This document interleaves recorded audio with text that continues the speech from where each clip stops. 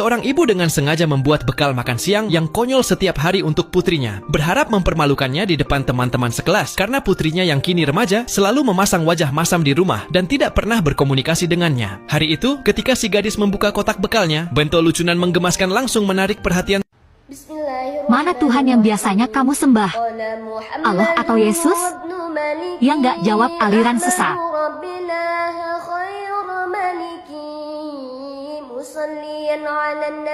Teman-teman sekelas seketika menghancurkan citra gadis keren yang ia bangun. Sepulang sekolah, si gadis mengamuk dan berjalan cepat menghampiri ibunya. Namun sang ibu justru gembira karena untuk pertama kalinya dalam 3 tahun, putrinya mau berbicara dengannya secara sukarela. Setelah 3 bulan membuat bento unik setiap hari, sang ibu akhirnya kehabisan ide. Pagi itu ia tetap bangun pagi, tetapi hingga matahari terbit, ia masih tidak tahu harus membuat apa. Dan saat putrinya hendak berangkat, ia hanya sempat memasukkan 2 onigiri ke dalam kotak bekal. Melihat itu, putrinya tersenyum puas tepat di depan ibunya. Saat sang ibu sedang pusing memikirkan ide, kebetulan putri sulungnya datang berkunjung. Ia pun menceritakan masalahnya, dan sang kakak mendapat ide cerdik, yaitu menulis pesan di dalam bento. Ternyata si adik tidak pernah mencuci piring di rumah, dan kini semua teman sekelas serta guru-gurunya tahu kebiasaan buruk itu. Segalanya berjalan persis seperti yang diharapkan sang kakak. Bento berisi pesan itu langsung memberi efek instan, dan malam itu juga untuk pertama kalinya si adik mencuci piring setelah makan malam. Meski bento berpesan itu memberi sedikit pengaruh, sikap si gadis tetap dingin, dan ia masih tidak mau berbicara dengan ibunya. Sang ibu tidak mengerti alasannya. Sampai suatu hari, ia tak sengaja menemukan buku harian putrinya. Barulah ia tahu kenyataannya, bahwa sejak ayahnya meninggal dalam kecelakaan mobil, si gadis lebih banyak dibesarkan oleh kakaknya. Ia sadar bahwa ia memang tidak cukup memberi perhatian padanya. Sejak itu, sang ibu terus membuat berbagai macam bento, berusaha menghapus jarak di antara mereka. Waktu pun berlalu hingga si gadis akan segera lulus. Ia mendapat panggilan wawancara kerja di kota besar, dan ingin berbagi kabar itu kepada ibunya. Namun justru mendapati sang ibu terserang stroke akibat kelelahan bertahun-tahun. Si gadis ingin tinggal untuk merawatnya, tetapi sang ibu bersikeras